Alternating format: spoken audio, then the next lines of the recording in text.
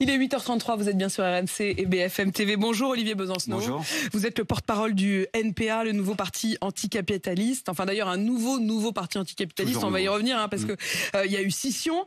Vous avez été candidat à la présidentielle évidemment et aujourd'hui vous faites aussi le porte-parole de tous ceux qui non seulement sont dans la rue mais dont vous espérez qu'ils vont vous rejoindre et qu'ils vont rejoindre la grève. Vous vous êtes exprimé notamment par un communiqué hier. Vous parlez d'une grève dure et qui dure.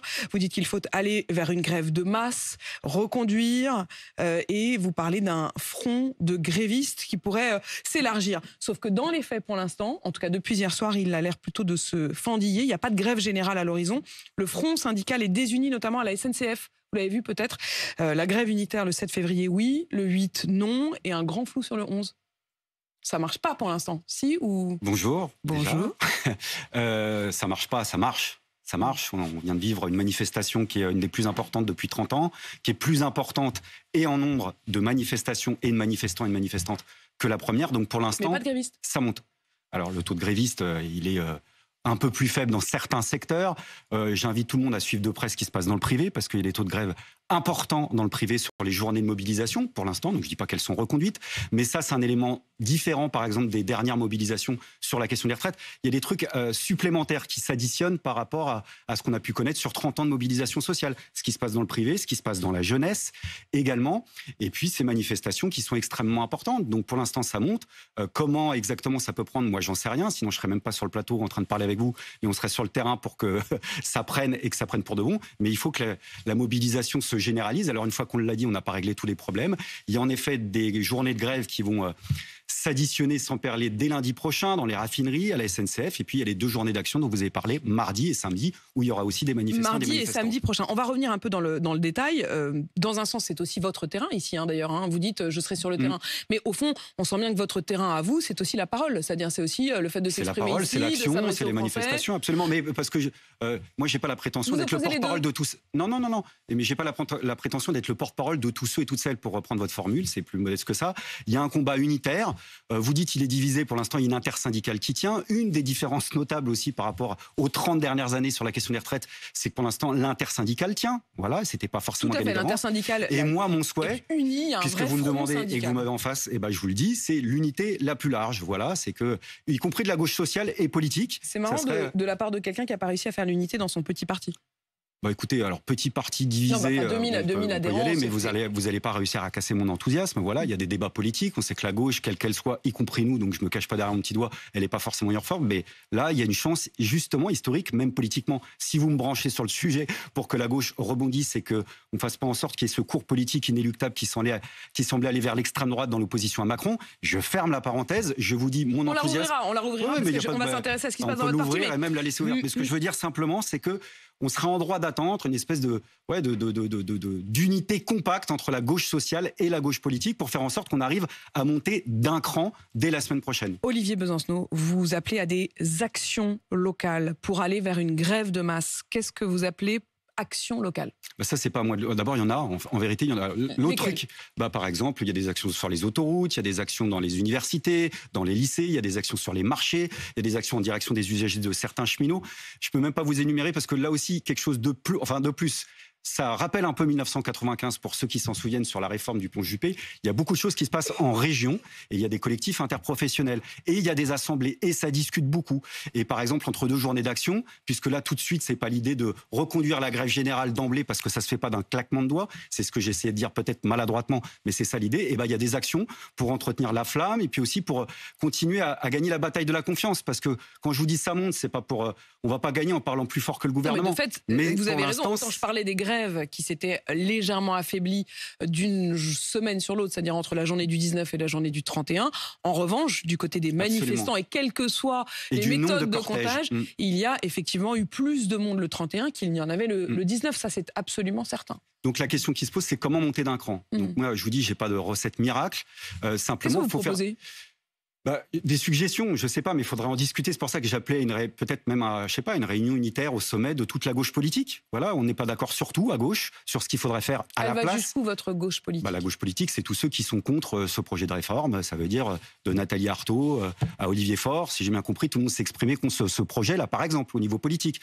Même si on n'est pas d'accord sur ce qu'il faudrait mettre de manière alternative.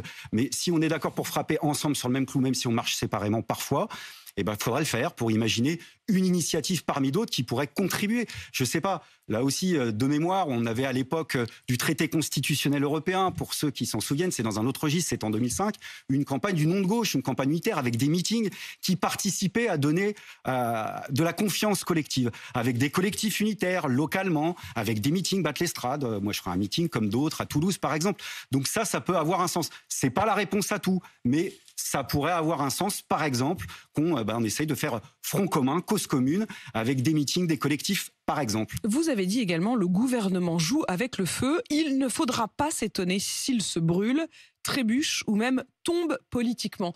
Ça, c'est l'espoir. C'est pas l'espoir, c'est ce qu'il dit, en fait. Là, je vois toutes ces rumeurs ou pas, ça va m'en distiller ou pas, j'en sais rien, de dissolution au cas où. C'est-à-dire que là, on a un gouvernement qui a décidé de mettre la barre tellement haut en termes de rapport de force que la crise sociale est déjà devenue une crise politique majeure.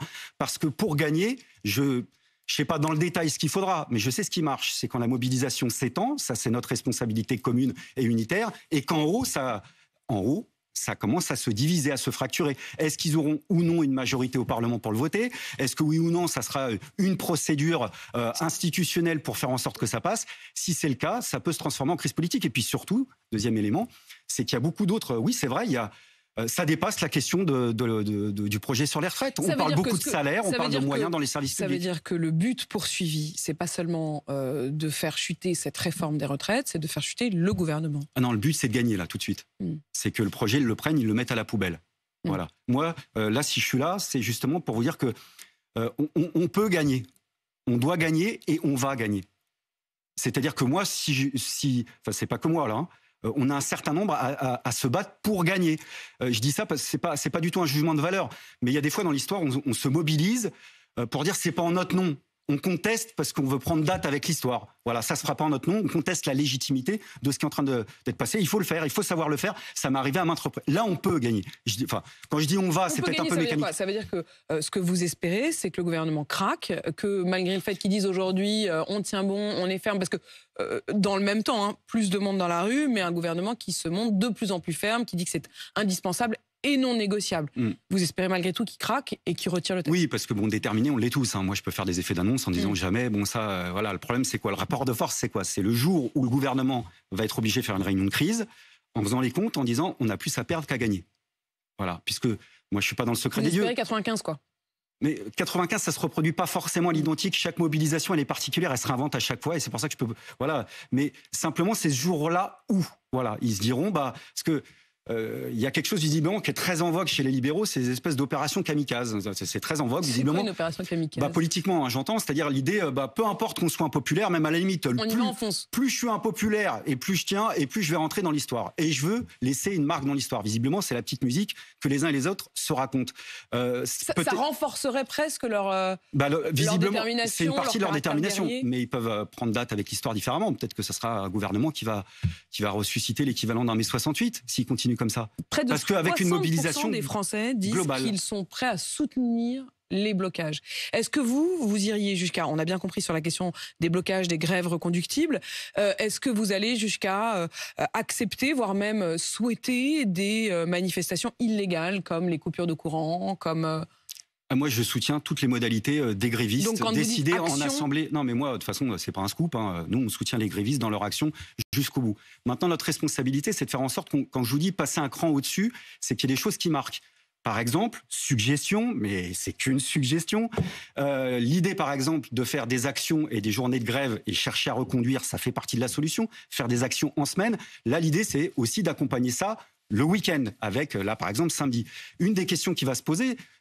c'est pas là non plus, c'est pas magique, mais c'est déjà arrivé dans l'histoire sociale de ce pays qu'à un moment on décide de faire une manifestation nationale, un week-end, mais tous vers la capitale, qu'on appelle c'est pas tout à fait la même chose, si vous voyez ce que je veux dire, une manifestation. C'est pas la même chose que des cortèges dans toute la France. Là, Par vous exemple, aimeriez éventuellement que tout converge. Pourquoi pas? Pourquoi pas? C'est une suggestion, c'est à discuter. C'est une démonstration de force. Ah, bien sûr, parce que c'est pas la même ambiance. Moi, je parle de changement d'ambiance. C'est pas la même ambiance un samedi où on est tous et toutes, en effet, peut-être 2 millions dans la rue dans toute la France, et si on est 2 millions à Paris. Je peux vous dire qu'au bout de quelques heures, l'ambiance n'est pas la même. La journée du 11, ça pourrait être ça? La journée du 11, pour l'instant, visiblement... C'est un samedi. C'est un samedi. La question se pose. Voilà, moi, j'ai pas la main là-dessus. Je suis pas dans l'intersyndicale, ça vous a pas échappé. Mais en tous les cas, voilà. Ça veut dire que chaque chose va compter. Et puis, il y a la bataille de l'opinion à continuer à gagner. Et puis là, par exemple, il y a... Vous voyez, dans les trucs qui marchent pas, dans les éléments de langage du gouvernement, c'est ce truc... où il faut un GPS pour les suivre. C'est-à-dire là, par exemple, depuis hier, on rentre dans l'application de la contre-réforme de l'assurance chômage, avec l'idée que 25% des indemnités vont diminuer pour ceux qui touchent les allocations, ce qui est énorme, ce qui est même pousse au crime, d'après moi, socialement, mais avec un argument. C'est dire, c'est parce que ça va mieux économiquement sur le marché de l'emploi. Oh, mais si ça va mieux sur le marché de l'emploi, pourquoi vous nous pondez une contre-réforme sur les retraites avec l'argument... Ce que vous appelez contre-réforme, pour qu'on comprenne bien, c'est effectivement cette réforme qui est passée, vous l'appelez contre-réforme parce que vous estimez que c'est conservateur, que c'est un recul. Absolument, parce que pour moi, une réforme, c'est aller vers l'avant. Mais c'est surtout l'argumentation. Vous voyez ce que je veux dire? C'est-à-dire l'idée, puisque ça va mieux sur le marché de l'emploi, on va dire aux allocataires de toucher moins parce que ça va pas durer. C'est ça leur argumentation. Parce que c'est moins nécessaire. Voilà, en tout cas, l'argument du gouvernement. Mais d'accord, mais dans ces cas-là, soyez cohérents. Oh, ça veut dire que si tu penses que c'est le cas du point de vue économique, ça veut dire qu'il y aura forcément dans le ratio actifs-retraités plus d'actifs, puisque le marché de l'emploi va mieux. Alors pourquoi en ce moment? Je veux dire, c'est ça le monde d'après. Le monde d'après Covid. J'ai l'impression qu'il y a une amnésie collective. Oh, on était là au moment du premier confinement, à avoir des doutes, à avoir des craintes. Il y a quelque chose qui s'est passé. On en a eu besoin, des infirmières, des livreurs, des facteurs, des factrices, des caissières. Mais vous et la récompense, c'est quoi? Mais si ça va mieux, pourquoi c'est 2 ans supplémentaires? La récompense, il y a une crise économique, 20% de plus pour les produits alimentaires de première nécessité. On parle de ça. Des boulangers qui descendent dans la rue pour dire le prix de la baguette devrait à 5 € pour s'en sortir. Ça devrait alerter tout le monde. On devrait parler d'augmentation de salaire. Ça a l'air d'alerter. En tout cas, au gouvernement, ils ont reçu les boulangers, ils leur ont mis en place un certain nombre d'aides. Non, ça va bien. Non, je pense que c'est loin d'être réglé. Je dis en tout cas qu'ils ont vu. Ah non, mais pour écouter, ils écoutent. Ça, il n'y a pas de souci, pas de problème. Mais bon, le problème, c'est qu'il faut un peu plus qu'écouter. C'est là, concrètement, il faudra avoir une politique pour réglementer les prix, c'est-à-dire sortir de la libéralisation du marché de l'énergie. Parce qu'avant, ça marchait bien, maintenant, ça marche plus. Les prix flambent. On nous a vendu la libéralisation de l'énergie comme étant bon pour tous les consommateurs. On voit le résultat des courses. C'est aujourd'hui des risques de pénurie d'électricité et des prix qui flambent. Mais c'est surtout parler d'augmentation aussi des salaires. On parle beaucoup d'augmentation des salaires en ce moment. Tout ça pour vous dire qu'après... nationaliser EDF, il y a une forme de nationalisation d'Orpea, la boîte d'EHPAD. Ça, vous vous dites, c'est bien que l'État s'engage, c'est la Caisse des dépôts. Mais c'est toujours les trucs temporaires. C'est-à-dire quand ça va mal... On vient en support, voilà, ponctuellement, et puis tout de suite, moi je parle de socialisation sur le long terme. Je pense que le 4e âge, c'est-à-dire nos anciens, nos vieux, même en termes de dignité, mériterait qu'il n'y ait pas d'économie de marché dans ce domaine-là. Moi, quand je vois les publicités des actionnaires d'Orpea et d'autres qui parlent du marché de l'or gris, en parler de nos anciens, je l'accepterai jamais. Donc c'est des choix de société sur le long terme. Donc au fond, vous dites, quand vous voyez que la Caisse des dépôts met plus d'1 milliard d'euros dans Orpea pour prendre le contrôle d'Orpea, vous dites, allez jusqu'au bout, nationaliser. Je dis qu'on est très loin du compte, il faudra un service public du 4e âge. J'essaie de me faire comprendre sur l'idée que service public, c'est pas forcément l'idée des nationalisations comme on a pu connaître, où on a remplacé souvent un patron privé par un patron public avec son armée de bureaucrates en haut qui règle à rien. Il faut un droit de regard des usagers, des familles, quand on parle du 4e âge. C'est vrai dans le domaine de la santé, c'est vrai dans le domaine de tous les services publics. Je suis pour de nouveaux types de services publics, raison pour laquelle, puisqu'on parlait des retraites, par exemple, la question du financement, c'est pas que la question de la fiscalité. C'est même pas d'ailleurs la question de la fiscalité, c'est la question des cotisations sociales. Parce que les cotisations sociales, c'est une partie de nos salaires. Je sais qu'il y en a qui imaginent que ce sont des charges, qu'on n'arrive plus à lire nos fiches de paye. Nos cotisations sociales, par salarié, par employeur, sont une partie de notre salaire qui fait qu'on la verse dans un pot commun. Pourquoi je dis ça? Parce que derrière l'argent... J'ai pas compris, c'est bien ou c'est pas bien? Oui, nous, Donc vous dites, préconise... soyons fiers Non, parce qu'on... de payer ses cotisations? Non, mais le problème, c'est que c'est de moins en moins les cotisations sociales qui financent la sécurité sociale. Au début des années 80, 95% du financement de la Sécu, c'était les cotisations sociales. Maintenant, quasiment majoritairement, c'est la fiscalité. Donc il faut augmenter quoi? Les cotisations patronales? Les cotisations sociales. C'est-à-dire quand vous prenez les services comptables des grandes entreprises, n'oubliez jamais d'additionner le salaire net, ce qu'on pense tous être notre seul salaire, parce que c'est ça qui va dans le compte en banque et dans notre poche, aux parts salariales et aux parts patronales dans ce qu'on appelle, c'est technique, pardon, le salaire super brut. Voilà, le salaire super brut, c'est l'addition des trois. C'est la part qui empiète sur le capital. Donc moi, dans la répartition capital-travail, je suis pour qu'on prenne sur le capital par les cotisations, pas par l'impôt, parce que l'impôt, ça voudrait dire... une super taxe. Vous ne faites pas partie de ceux qui disent qu'il faudrait financer les retraites en allant prendre un peu plus d'argent au super profit. Alors, absolument. C'est-à-dire que moi, je serais pour prendre sur les super profits pour financer les services publics. Absolument. Mais vous voulez quand même prendre les milliardaires, mais pas non, pour mais ça. Écoutez, quand Oxfam, l'ONG, vous explique que 42 personnes, parce qu'elles sont milliardaires, ont gagné plus de 200 milliards depuis 2020, comment vous voulez ne pas transpirer et vous expliquer qu'une taxe de 2% seulement permettrait d'avoir l'équivalent du soi-disant déficit des retraites?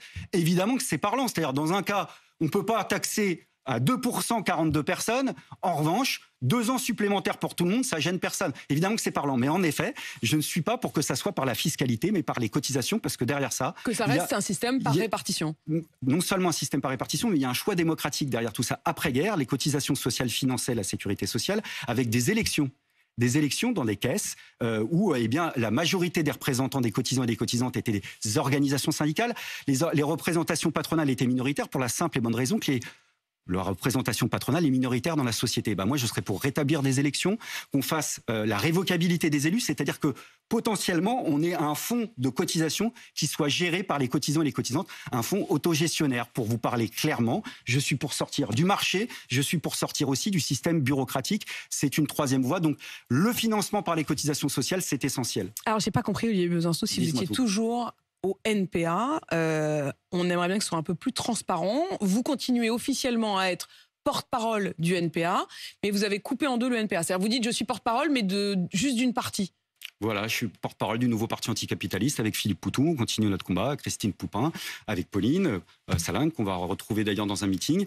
Il y a des débats, il y a des désaccords, ouais, il y a des scissions. Qu'est-ce qui s'est passé ? Mais là, si vous voulez que je plombe l'ambiance de toute la journée, je peux vous le faire maintenant. Mais la réalité, c'est que toutes les organisations... C'est de dire, ah bah non, mais ça, j'en parle pas parce que c'est là. Non, mais je peux en parler, mais ça tient mon point de vue, à savoir si oui ou non on se vit dans un dépassement, une disponibilité unitaire. C'est mon cas.